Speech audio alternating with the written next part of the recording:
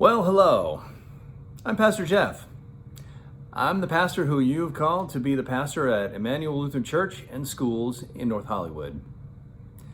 Nice to meet you.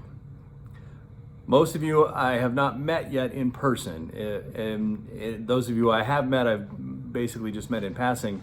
And so this is a really awkward way to introduce myself and get to know you, but it's what we have to do right now.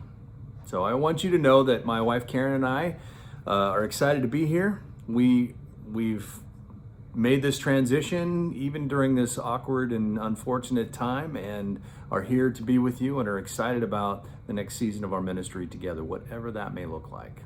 And we're gonna figure things out as we move forward. Thank you so much for the pounding that you gave us and the parade of well-wishers that came by our house. That was so lovely, and thank you for your love and your generosity and your care and your welcome. It was a great experience. Thank you so much. We look forward to the time when we can do more than smile and wave at you, and we can greet you in person with hugs and handshakes. And that time will come. That time will come again. But until then, we wait for it. Here's the plan for worship moving forward. I'm going to invite you to gather for worship on Sunday morning at 10 a.m. Not in person, but online and at home. We'll gather for worship at the same time that we normally would here, 10 a.m. on Sunday. Ahead of time, you will receive an email that has an embedded link in it with a bulletin. Like what Mark Longfield has been putting together for the last few weeks. You've been sent a PDF with a bulletin in it. The same thing will happen, and you'll be able to download it ahead of time, print it if you need to, or download it onto your device so that you can have it available when we gather for worship at 10 o'clock on Sunday morning.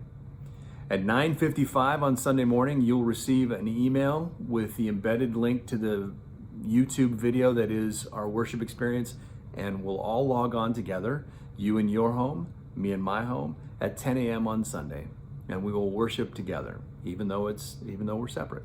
We'll be worshiping at the same time. That is how we will continue to maintain and gather together as a community. As a part of that worship, we are going to celebrate communion.